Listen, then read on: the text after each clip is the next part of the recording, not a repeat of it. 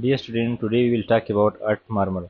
अर्थ के अंदर normal sound होते हैं S1, S2, S3 और S4 जो हैं नॉर्मल हो जाते हैं कभी कभी, ठीक है, जब हम इसको पल्पेट कर सकते हैं। तो नॉर्मल साउंड पढ़ेंगे और मार्मल्स को पढ़ेंगे इस टॉपिक में। इसमें हमारे पास दो किस्म के साउंड्स होते हैं, एक होते हैं सिस्टोलिक साउंड्स और एक होते हैं डायस्टोलिक साउंड्स, ठीक है। तो सबसे पहले हम सिस्टोलिक साउंड्स पढ़ेंगे।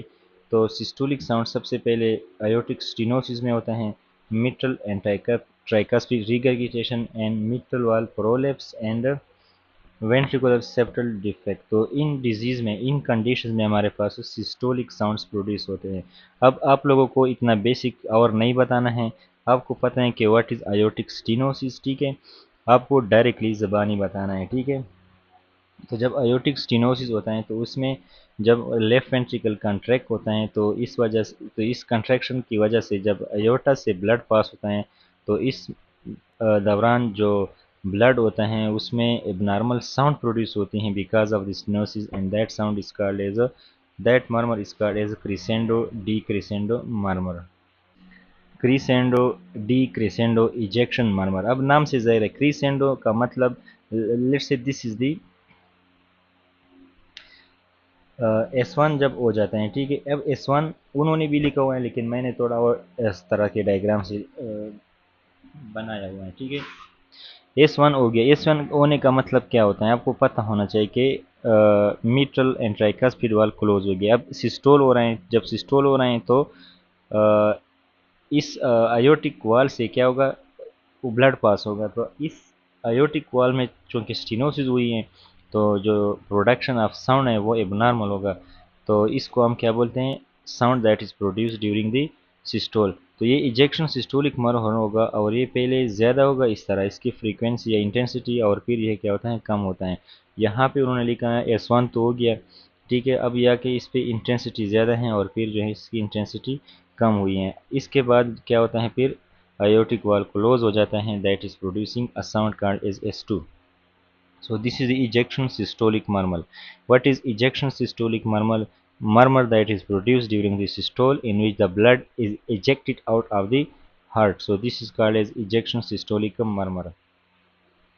And in this case, the special murmur is called as a crescendo, which means increase, and decrescendo means decrease, and ejection murmur.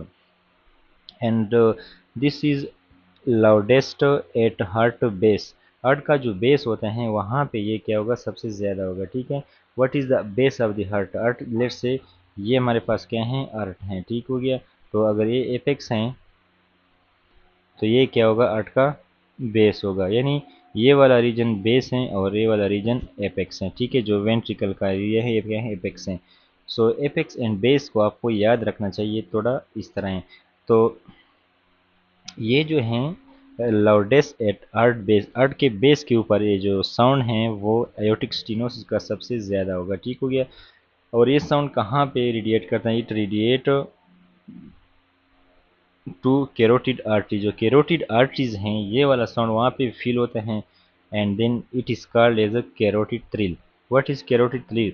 It is a sound that is produce because of aortic stenosis murmur radiation to the aortic arteries, carotid arteries। तो carotid artery के अंदर जो हम ये murmur feel करते हैं इसको carotid thrill कहते हैं।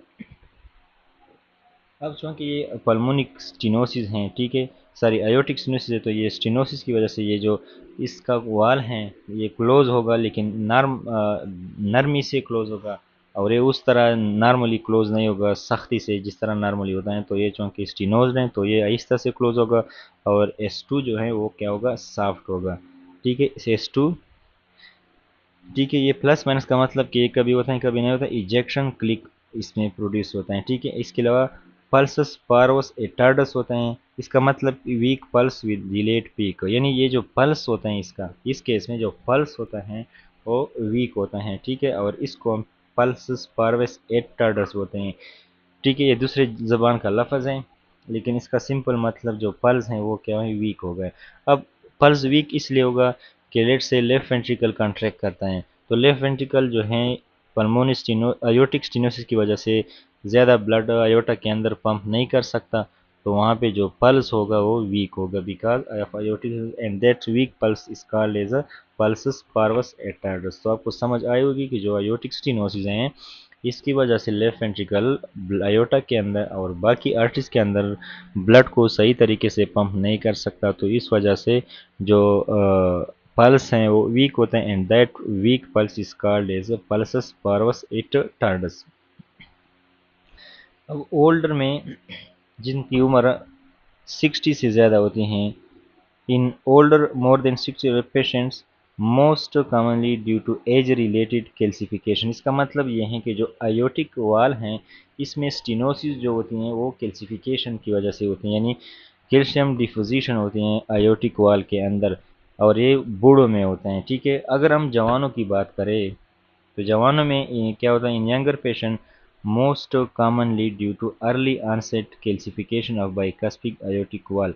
तो इसमें कैल्सिफिकेशन होती हैं और इसमें बाइकास्पिक आयोटिक वाल हो गए। तो जब आयोटिक वाल बाइकास्पिड होगा यानी इसमें दो कस्प्स होंगे और कैल्सिफिकेशन होता है, तो ये यंगर में इस तरह होता है, लेकिन ओल्डर में सिर्फ कैल्सिफिकेशन की वजह से आयोटिक स्टेनोसिस होती हैं।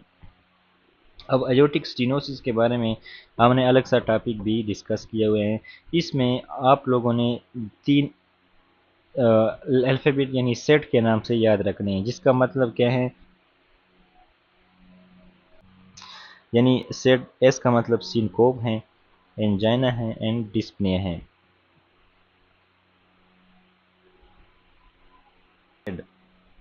And dyspnoea mostly on exertion. इसमें लेफ्ट वेंट्रिकल का प्रेशर क्या होगा, आयोटिक प्रेशर से ज़्यादा होगा ड्यूरिंग दिस सिस्टोल। जाहिर सी बात है कि लेफ्ट वेंट्रिकल पंप नहीं कर पाएगा ना ब्लड को लेफ्ट आयोटा के अंदर, तो पंप इसका जो लेफ्ट वेंट्रिकल का प्रेशर क्या होगा, ज़्यादा होगा as compare to that of aorta. अब now we will talk about mitral and tricuspid regurgitation. जो मिट्रल वाला है, जो ट्राइकास्पिड वाला है, उसके अंदर रिगर्गिटेशन जब होता है तो उसके बारे में बात करेंगे। ठीक हो गया। मिट्रल एंड ट्राइकास्पिक रिगर्गिटेशन यानी जब ब्लड जो है वापस जो है एट्रिया से वेंट्रिकल के अंदर आता है, वेंट्रिकल से एट्रिया के अंदर जाता है during this systole, and this will produce a sound which is called as a holosystolic. Holosystolic mean during the whole of the systole high pitch होगा एंड ब्लोइंग मर्मर होगा, यानी इसका जो पिच होगा, इंटेंसिटी होगी वो ज़्यादा होगी, and that is holosystolic murmur in case of mitral valve regurgitation and tricuspid regurgitation। तो mitral valve regurgitation में क्या होता है, ये जो साउंड होता है वो लाउडेस्ट होता है एट द एपेक्स। आर्ट का जो एपेक्स है जो अभी मैंने बता दिया है mitral valve regurgitation में, वहाँ पे जो है साउंड जो है ज़्यादा होगा, and this will radiate toward axilla. ये चीज़ें याद रखें, एक्सिला की तरफ जो है रेडिएट होगा। तो इसको याद रखने के लिए आपने क्या रखना है, MRA। MRA का मतलब कि जो मिट्रल रिगर्गिटेशन का जो मर्मर है वो एक्सिला की तरफ जो है जाएगा, MRA। ठीक है, अगर आपको ये वाला याद है कि मिट्रल वाला रिगर्गिटेशन का साउंड यानी मर्मर वो एक्सिला की तरफ जाएगा, तो आपको दूसरे वाला भी याद होगा। ठीक है, जो कि हमने यहाँ पे डिस्कस की, जो कि आयोटिक स्टिनोसिस का जो साउंड है वो कैरोटिड आर्टरी की तरफ जाता है। तो ये दो हैं जो रेडिएट करते हैं, और ये अपने एमआरए से याद रखना है। अगर आपको एक याद आ गया तो दूसरा आपको रटना होगा। ठीक है, और ज़ाहिर सी बात है याद होगा। अब ये जो है ट्राइकास्पिक रिगर्गिटेशन जो है, इसका जो साउंड है मरमर है, it is loudest A tricuspid area. ठीक है, ट्राइकास्पिड एरिया आपको याद है, वहाँ पे ट्राइकास्पिक रिगर्गिटेशन का साउंड मैक्सिमम होगा, मरमर जो है मैक्सिमम होगा, और ये नाम से भी जाहिर है। अब मिट्रल वाल जो रिगर्गिटेशन है इसकी क्या वजह हो सकती है, often due to ischemic heart disease, जैसे कि एमआई के बाद mitral prolapse, left ventricle dilatation, ठीक है, या रूमेटिक फीवर। ठीक है, लेकिन जो ट्राइकास्पिड वाल रिगर्गिटेशन है, it is often due to right ventricular dilatation, either mitral valve regurgitation और ट्राइकास्पिड वाल रिगर्गिटेशन दोनों इन्फेक्टिव इंडोकार्डाइटिस की वजह से हो सकते हैं। ठीक हो गया। तो ये हमारे पास क्या हैं, S1 है, S1 के बाद क्या है, S2 हैं। तो लेट्स से अगर S1 हो जाए, S1 का मतलब क्या होता है, S1 में क्या होता है, हमारे पास मिट्रल एंड ट्राइकास्पिड वाल क्लोज हो जाते हैं। ठीक हो गया, मिट्रल एंड ट्राइकास्पिड वाल क्लोज हो जाते हैं। तो इसमें चूँकि S1 जो है वहाँ पे क्लोज नहीं होता वो रिगर्गिटेशन होता है, तो ब्लड जो होता है वो S2 तक जो है इक्वली जो है जाते हैं into the atria from the left ventricle and right ventricle. इसके बाद हमारे पास है मिट्रल वाल प्रोलेप्स। ठीक हो गया। मिट्रल वाल प्रोलेप्स में क्या होता है कि जो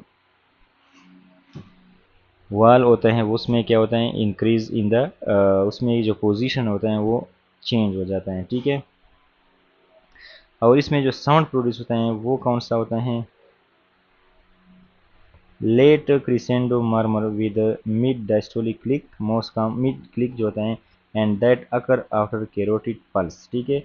best heard over the apex and loudest just before S2। ये एपेक्स के ऊपर सबसे ज़्यादा होगा। ठीक है। तो यहाँ पे mid diastolic click is produce due to upward bulge of mitral valve during the systole. यानी जब सिस्टोल होता है तो लेफ्ट वेंट्रिकल कंट्रैक्ट होता है, तो इस कंट्रैक्शन की वजह से जो मिट्रल वॉल है वो ऊपर की तरफ चला जाता है, रिगर्गिटेशन में ब्लड जाता है लेफ्ट एट्रिया के अंदर, लेकिन यहाँ पे वॉल जो है ऊपर चला जाता है। यानी मिड डायस्टोलिक क्लिक यानी डायस्टोल के मिड में जो क्लिक है is produced due to upward bulge of mitral valve during systole. ठीक है। जब सिस्टोल होता है तो अवल जो है ऊपर की तरफ जाता है। ठीक है। तो इसकी वजह से हमारे पास मिड डायस्टोलिक क्लिक प्रोड्यूस होता है। अब ये जो होता है ये यूजुअली बिनाइन होता है but can predispose to infective endocarditis and can be caused by rheumatic fever, chorda tympani rupture or a myxomatous degeneration, primary or a secondary to connective tissue disorder. So what is the myxomatous degeneration? This is the non-inflammatory process जहाँ पे heart वाल जो है leaflet thicken हो जाते हैं और मतलब वो क्या हो जाते हैं फ्लॉपी हो जाती हैं यानी मूविंग करते हैं। ठीक हो गया। अब यहाँ पे ये जो है मोस्ट कॉमन जो है due to sudden tensing of cardia tendini as mitral leaflet prolapse into the left atrium. Cardia जो है can cause crescendo with a click। तो कार्डिया टेम्पनी जो है इसकी टेंसिंग की वजह से ये अक्सर ज़्यादातर होते हैं। ठीक हो गया। S1 के बाद जो है मिड क्लिक होता है और फिर जो है S2 होता है। इसके बाद जो है ventricular septal defect which is a congenital disease, यानी लेट से डिसीज हमारे पास ventricle left ventricle and right ventricle. तो ये लेफ्ट वेंट्रिकल है, ये क्या है राइट वेंट्रिकल है। इस में जो गैप है जो इसको हम बोलते हैं ventricular septal defect and this is the यहाँ पे जो मर्मर होगा वो क्या होगा होलो सिस्टोलिक मर्मर होगा। होलो का मतलब during the whole of the systole this murmur will produce because of the moving of the blood from left ventricle into the right ventricle. इस वजह से holosystolic murmur and harsh sounding murmur होगा and this will be loudest at tricuspid area. ये जो ventricular septal defect है इसमें जो murmur होगा वो लाउडेस्ट कहाँ पे होगा ट्राइकास्पिड एरिया पे and this disease is a congenital, ये जो है पैदाइशी है। अब जो लार्ज होगा अगर वेंट्रिकुलर सेप्टल का जो होल होगा वो लार्ज होगा तो उसमें साउंड की जो इंटेंसिटी कम होगी क्योंकि ब्लड ज़्यादा जब जाता है तो उसकी आवाज़ तेज़ नहीं होती, इंटेंसिटी ज़्यादा होगी आवाज़ तेज़ होगी। लेकिन murmur then smaller ventricular septal defect. तो इसका मतलब ये है उन्होंने ये जो जुमला लिखा हुआ है कि जो लार्ज ASD हैं VSD हैं लेट से ये वोल जो हैं अगर बड़ा होगा तो इसमें ब्लड जो है ज़्यादा जाएगा यहाँ पे तो इसकी इंटेंसिटी कम होगी, लेकिन अगर ये वोल छोटा है तो ब्लड तेज़ फॉर्म में जाएगा और उसकी इंटेंसिटी ज़्यादा होगी। तो ये वो मर्मर हैं जो सिस्टोल के दौरान पैदा होते हैं। ठीक है। बाकी जो डायस्टोलिक मर्मर हैं उनके बारे में हम डिस्कस करेंगे।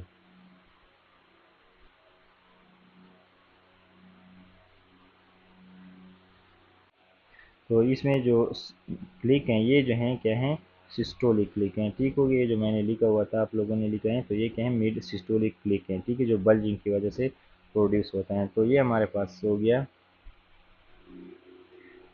क्रिसेंट वो मर्मर जो सिस्टोल की वजह से बनते हैं। ठीक है। इसके बाद हम डायस्टोलिक मर्मर कल इंशाल्लाह पढ़ेंगे।